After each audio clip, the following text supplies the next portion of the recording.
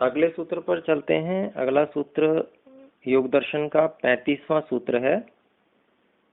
बहुत महत्वपूर्ण सूत्र है। समाधि में प्रवेश करने के लिए, जैसे इससे पिछला सूत्र प्रच्छर्दन विधारणाभ्याम व प्रणस्य बहुत महत्वपूर्ण सूत्र था, इससे पहले वाला और जो मैत्री करुणा इत्यादि वो वाला भी महत्वपूर्ण है बहुत अधिक। हालांकि सभी बातें ऋषियों की बिल्कुल महत्वपूर्ण ही हैं, लेकिन इसको हम विशेष रूप से अभी समझ के चल रहे हैं कि महत्वपूर्ण सूत्र है और इससे समाधि प्रज्ञा की ओर गति होती है विशेष। तो सूत्र मैं बोल रहा हूं, 35वां सूत्र है, विषयवती वा प्रवृत्तिरुत्पन्ना मनसः स्थिति निबंधनी। तो विषयवती वा प्रवृत्ति ही उत्पन्ना मनसः स्थिति निबंधनी।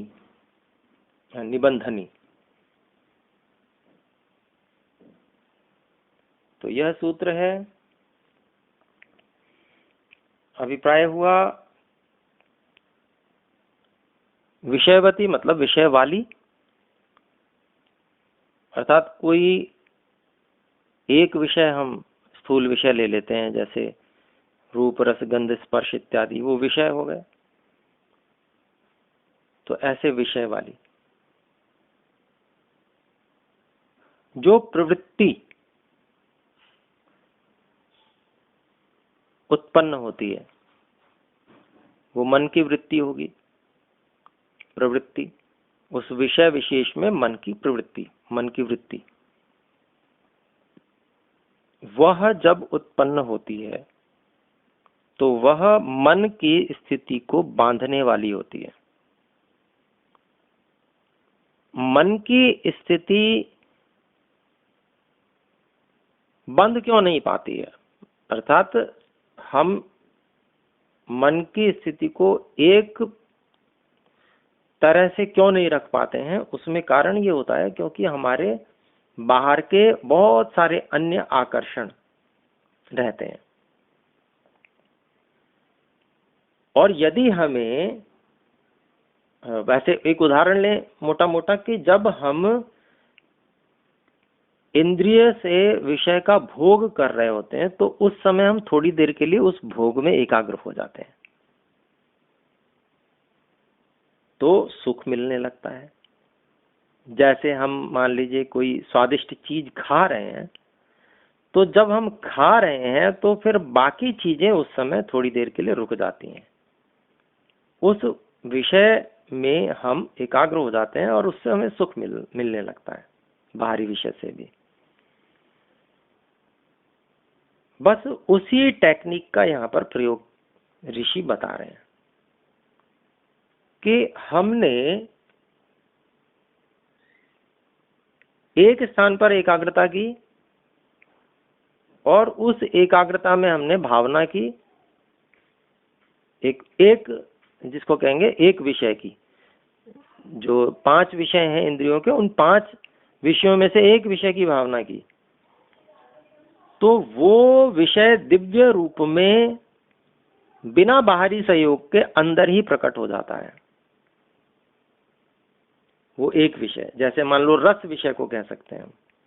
हमको मान लीजिए रसगुल्ला बहुत पसंद है, तो वो विषय, उसका जो मिठास है ना, वो आ जाएगी, वो प्रकट हो जाएगी उस एकाग्रता के साथ में,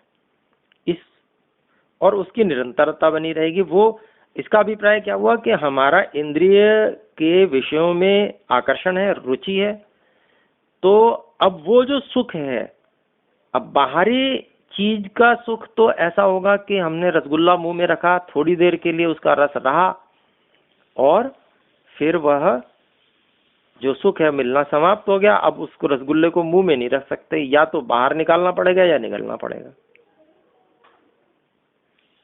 अगर मुंह में उसके बाद भी रख लिया तो फिर वो सुख समाप्त हो जाएगा, फिर वो बोझ लगने लगेगा, उससे परेशानी होने लगेगी। ये बाहरी जो विषय है उससे जो हम सुख लेते हैं उसकी स्थिति बता रहा हूं। लेकिन अगर हम बाहरी चीज की सहायता ले ही नहीं रहे, रसगुल्ला मुंह में रख ही नहीं रहे, खा ही नहीं रहे रसगुल्ला, लेकिन उसकी मिठास को हमने एक बिंदु पर हमने एकाग्रता करके और उसकी दिव्यता को हमने अनुभव किया, कल्पना करें, और ये हो जाता है, अभी हम भाष्य में भी पढ़ेंगे। तो वो जो एक विषय है जिसमें मन लग गया उसमें सुख तो है ही, अर्थात मिठास हमें अच्छी लगती है, हमारे लिए अनुकूल है, तो वो एक सुख का विषय है हमारे लिए। तो वह ही जो विषयवती प्रवृत्ति है, इसको मन की विषयवती प्रवृत्ति कहते हैं। और ये प्रवृत्ति जब मिलती है तो सुख का विषय जब है तो एकाग्रता तो होगी। फिर जो बाधा थी कि रसगुल्ला खत्म तो स्वाद भी खत्म, वो बाधा तो हमने पहले ही खत्म कर दी। अब यहाँ पर मन की स्थिति बंध जाएगी उस एक विषय में, एकाग्रता बन जाएगी। तो यहाँ एकाग्रता प्राप्त करने के लिए एक उपाय यहाँ पर बताया गया है। तो अब देखते हैं, देखिए भाष्य को भी देख लेते हैं। महर्षि व्यास जी इसके व्याख्या करते हुए, विषयवती प्रवृत्ति की व्याख्या करते हुए कहते हैं कि नासिका के अग्रभाग में धारणा करते हुए व्यक्ति को दिव्य गंध की अनुभूति प्राप्त होती है। अभिप्राय क्या हुआ कि हमें जो गंध बाहर से सबसे अच्छी लगती हो, किसी को केवड़े की बहुत अच्छी लगती है, मधुर सुगंध होती है, किसी को गुलाब की बड़ी अच्छी लगती है, किसी को और किसी चीज की अच्छी लगती होगी, जो हमको अच्छी लगती है हम वहां पर नासिकाग्र में धारणा करें। और जब हम धारणा एकाग्र होकर करेंगे और वहां पर तो हमें जो हमें पसंद है वो अगर हम अनुभव करना चाहेंगे तो वो स्मृति के माध्यम से प्रारंभ में हमें वो गंध दिव्य रूप में अनुभव होने लगेगी, और फिर उसके बाद में उसकी निरंतरता भी बन जाती है। तो उसको दिव्य इसीलिए कहते हैं कि वस्तु तो है नहीं, लेकिन हम उसको फिर भी अनुभव कर पा रहे हैं, इसलिए वो दिव्य हो गया। तो इसीलिए नासिकाग्र में जो अग्र बिंदु है उस पर नासिका का, उस पे धारणा करते हुए इस योगी को, इस योगाभ्यासी को दिव्य गंध की अनुभूति होती है। इसको गंध प्रवृत्ति कहते हैं, ऐसा महर्षि व्यास जी कहते हैं। फिर दूसरी बात कहते हैं, जिह्वा के अग्रभाग पे जो आगे नोक है जिह्वा के, वहां पर धारणा करते हुए व्यक्ति को दिव्य रस की अनुभूति होती है, उसको रस प्रवृत्ति कह लेंगे। ऐसे ही तालु का स्थान जो हम मान लें मूर्धा से नीचे थोड़ा सा, मूर्धा ये जो मुख के अंदर तालु है, दांतों के ऊपर का भाग मूर्धा से नीचे, मूर्धा हो गया बिल्कुल सर के बीच का भाग जो सबसे ऊंचा है, उसके ठीक नीचे हम मुख के बीच में मानेंगे तो वो मूर्धा का भाग हो गया मुंह के अंदर, और दांतों और मूर्धा के बीच का स्थान वो तालु है। तो उस तालु में धारणा करने से दिव्य रूप की अनुभूति होती है, ऐसा महर्षि व्यास जी कह रहे हैं। ऐसे ही जिह्वा मध्य में जीव के मध्य में दिव्य स्पर्श की अनुभूति होती है। तो वो ये अलग अलग हमारी क्या हो गई, ये हो गई प्रवृत्ति हो गई। जैसे वो गंध प्रवृत्ति थी, ये रस प्रवृत्ति हो गई, ये रूप प्रवृत्ति हो गई, और फिर स्पर्श प्रवृत्ति हो गई, ऐसा समझते जाएंगे। फिर जिह्वा के मूल में, जीव की जड़ में दिव्य शब्द की अनुभूति होती है, वहां धारणा करते हुए दिव्य शब्द की अनुभूति होती है। तो ये जितनी भी वृत्तियां महर्षि व्यास जी ने बताई हैं, ये स्थान उन्होंने बताए हैं जहां पर महर्षि जी ने प्रयोग स्वयं किया होगा और उन्हें अनुभव हुआ होगा। तो इसी प्रकार से धारणा के ये स्थान है, इन स्थानों पर भी कर सकते हैं। इनके अलावा भी कोई स्थान हो सकते हैं जहां पर हमें अनुभव हो जाए।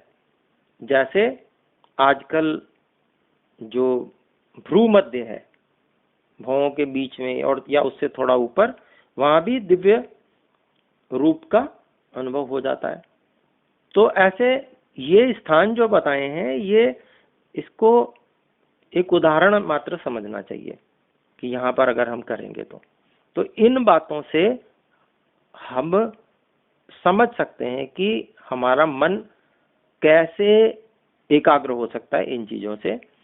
फिर आगे कहते हैं कि ये जो स्थितियां हैं, अगर हम इन पे प्रयास करते हैं, इस प्रकार की साधना करते हैं, तो ये मन की स्थिति को बांध देती हैं, अर्थात मन उसमें एकाग्र हो जाता है, संशयों को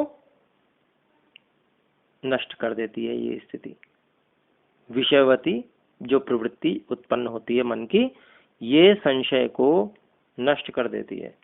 क्यों संशय को नष्ट कर देती है? क्योंकि पता नहीं एकाग्रता हो पाएगी या नहीं हो पाएगी, और वो हो गई। जब हो गई तो पता चला अच्छा ये तो होती है एकाग्रता। फिर आगे कहते हैं समाधि प्रज्ञा में ये एक तरह से द्वार का काम करती है, प्रवेश द्वार। समाधि प्रज्ञा में प्रवेश द्वार के रूप में कार्य करती है। ठीक है, तो ये जो स्थिति है ये अपने को समझना है। कई लोग ऐसे ध्यान करते हैं कि जो दिव्य अनुभूतियां होती हैं इन्हीं को अंतिम स्थिति समझ लेते हैं, पर वैसा नहीं करना चाहिए। ये क्या है? बाधक है। वहां पर रुक जाना हुआ, तो रुकना नहीं है, उससे आगे भी बढ़ना है, ऐसा अपने लोगों को समझना चाहिए। ये क्या है?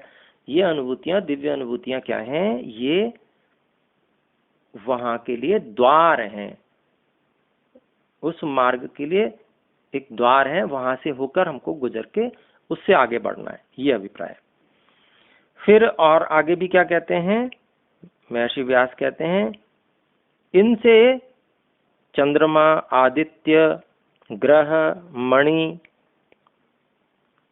और जो प्रदीप, अर्थात प्रदीप मतलब जो दीपक की ज्योति है, और अनेक प्रकार की रश्मियां होती हैं, है ना, उन रश्मियों में जो अलग अलग रंग की ज्योति होती है, अलग अलग रंग का प्रकाश होता है, इनमें भी मन की प्रवृत्ति उत्पन्न होना जो माना जाएगा वो भी विषयवती प्रवृत्ति माना जाएगा। तो हम जितने भी प्रकाश की अनुभूति करते हैं, प्रकाश देखते हैं, है ना, मन, और उनको विशेष रूप से हम देखते हैं तो उसमें हम एकाग्र हो जाते हैं लंबे समय तक। तो ये क्या है? ये सब विषयवती प्रवृत्तियां हैं। इन विषयवती प्रवृत्तियों से हम समाधि की ओर आगे बढ़ जाएंगे, ये यहाँ पर हमें बताया जा रहा है। फिर आगे कहते हैं महर्षि व्यास एक विशेष बात कहते हैं कि यद्यपि जो योग शास्त्र है उसमें जो आचार्य जी ने, महर्षि पतंजलि जो आचार्य हैं योग शास्त्र के, उन्होंने जो बात बताई है हर बात वो सत्य है, ठीक है, और वो केवल यथार्थ को ही बताते हैं। लेकिन जब तक किसी व्यक्ति को उनमें से एक भाग का साक्षात्कार नहीं हो जाता, कम से कम एक भाग का, तब तक उसे सारी बातों पर श्रद्धा नहीं हो पाती है कि पता नहीं ये होगा या नहीं होगा। इतनी बड़ी बड़ी बातें लिख दी, अच्छा ऐसा भी हो जाता है। तो यहां पर ये बात कह रहे हैं कि ये जो सबसे सरल भाग है, जो ये है ना, प्रकाश की अनुभूति होना, रस की अनुभूति होना, गंध की अनुभूति होना, और वो बने रहना लंबे समय तक, वो जो है ना, ये विषयवती प्रवृत्तियां हैं। ये विषयवती प्रवृत्तियां हमको ऐसी स्थिति में लेके आ जाती हैं कि हम प्रवेश कर सकते हैं योग के अंदर, एकाग्रता समाधि प्रज्ञा की स्थिति के अंदर हम प्रवेश कर सकते हैं। जी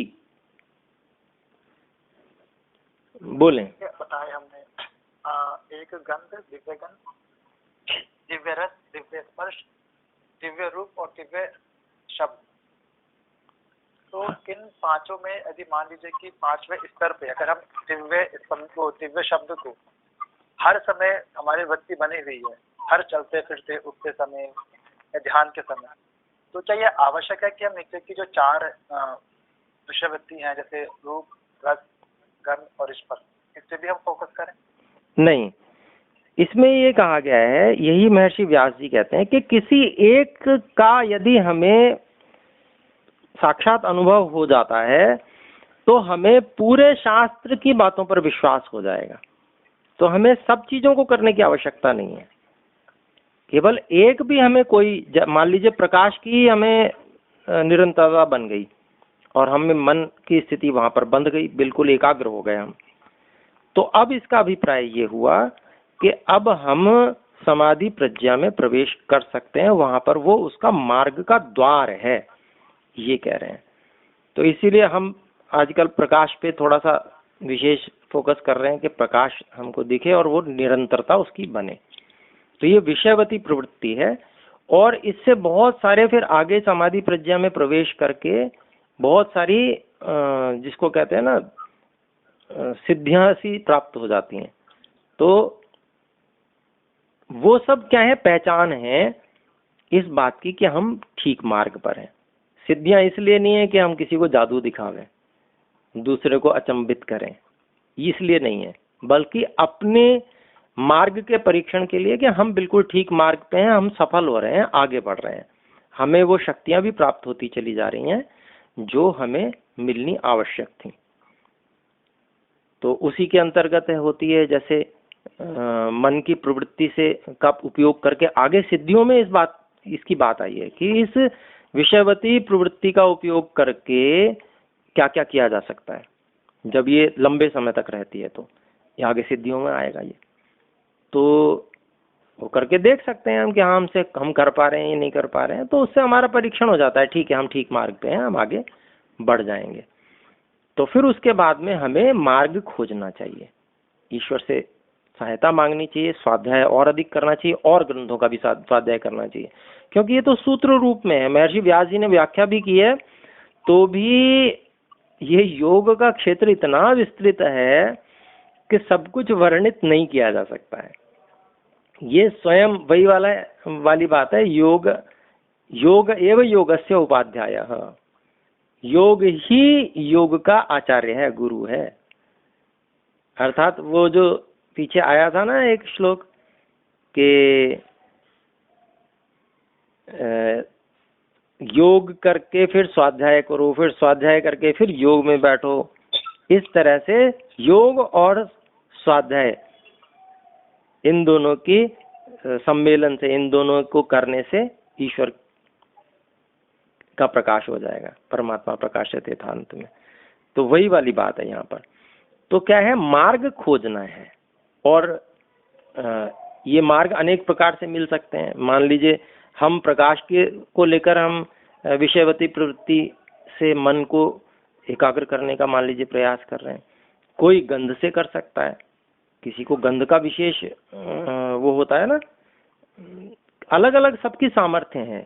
शरीर, हमारे कर्म अलग हैं पिछले जन्मों के, उसके अनुसार ने परमात्मा ने संस्कार भी अलग हैं, और उसके अनुसार परमात्मा ने उन्हीं कर्मों के अनुसार शरीर और उसकी शक्तियां भी भिन्न भिन्न प्रकार की हमें प्रदान की हैं। तो जिस शक्ति में हमारी अधिक गति है उससे हम आगे बढ़ जाएंगे। प्रकाश ही आवश्यक नहीं है, किसी को शब्द की हो सकती है। तो आगे बढ़ना सभी प्रकार से संभव है, ऐसा महर्षि बता रहे हैं। तो ये जो है जी, एक तो शब्द के बारे में, तो जब वो उस शब्द में जब ध्यान केंद्रित करते हैं तो तत्क्षण ही ध्यान मतलब एकाग्र हो जाता है, जो मेरा अपना ध्यान है।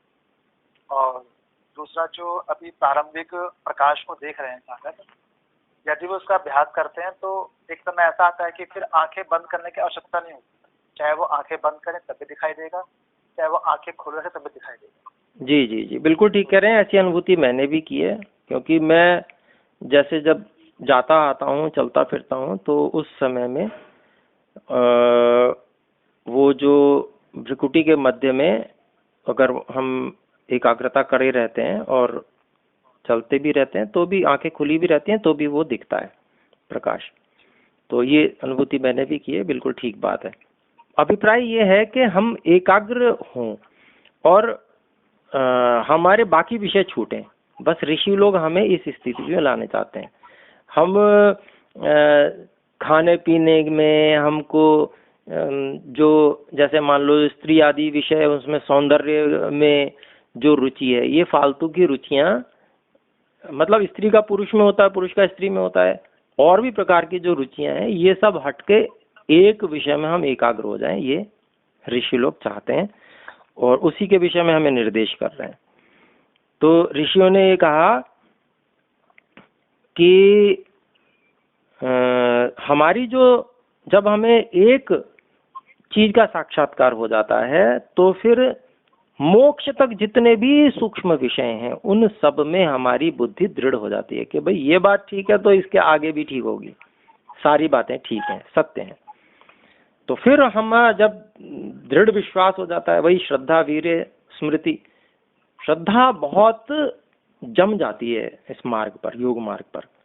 तो श्रद्धा जम जाती, जितनी जितनी श्रद्धा अधिक जमती जाती उतना उतना अंदर से उत्साह प्रकट होते चला जाता है और फिर स्मृति भी ठहरती है और वो समाधि प्रज्ञा की ओर लेके जाती है अपने लोगों को। तो ये बातें यहाँ पर बताई गई, महर्षि व्यास जी ने बताई, और इसी उद्देश्य से वो कहते हैं कि यहाँ पर सूक्ष्म विषयों में भी हमारी सभी विषयों में श्रद्धा हो जाए, इसीलिए चित्त परिक्रम का निर्देश यहाँ पर किया जा रहा है। चित्त परिक्रम हुआ मतलब चित्त को एकाग्र करने के लिए क्या क्या हम कर सकते हैं वो सब यहाँ पर बताया है। कोई भी हम मार्ग चुन सकते हैं, ठीक है जी। तो मैं समझता हूँ हम में से किन्हीं का अनम्यूट है तो उसे म्यूट कर लीजिएगा, पीछे की आवाज आ रही है। नवीन जी का शायद है, तो म्यूट कर लीजिएगा, धन्यवाद। तो ये बात हमारी आई, और इसमें जो महर्षि जी और बात बताते हैं कि जो अनियत वृत्तियां होती हैं, अनियत का मतलब अनित्य है यहाँ पर, क्योंकि वृत्तियां जितनी भी हैं वो सब अनित्य हैं। ऐसा तो कोई है नहीं कि कोई चीज नित्य हो। मन की वृत्तियां भी अनित्य हैं, एक आती है दूसरी जाती है, दूसरी खत्म हो जाती है फिर तीसरी आती है, ऐसे होता है। तो जब इन अनित्य वृत्तियों से छुटकारा मिल जाता है तो मन पर पूर्ण अधिकार की अनुभूति प्राप्त होती है, वो उत्पन्न हो जाती है, मन पर पूर्ण अधिकार की अनुभूति। तो बाकी विषयों से विरक्ति भी हो जाती है। तो इस प्रकार से जो चित्त जो समर्थ हो जाता है, बलवान हो जाता है। कैसे बलवान हो जाता है? अभी तक जो प्राण शक्ति है शरीर में तो सीमित है, वो प्राण शक्ति खर्च हो जा रही है इंद्रियों के माध्यम से, कभी इस इंद्रिय के आकर्षण में, कभी उस इंद्रिय के आकर्षण में, ये प्राण शक्ति खर्च हो जा रही है। लेकिन जब वैराग्य हो गया सभी विषयों से, तो अब किधर की ओर आकर्षण है? केवल एक विषय। उस विषय में आकर्षण होने से मन को प्राण की पूरी शक्ति प्राप्त होती है, प्राण शक्ति पूरी जबरदस्त ढंग से प्राप्त हो जाती है। तो चित्त बहुत अधिक बलवान हो जाता है। जब शक्ति बटी हुई है प्राण शक्ति इधर उधर उधर, तो चित्त को इतना बल नहीं मिल रहा।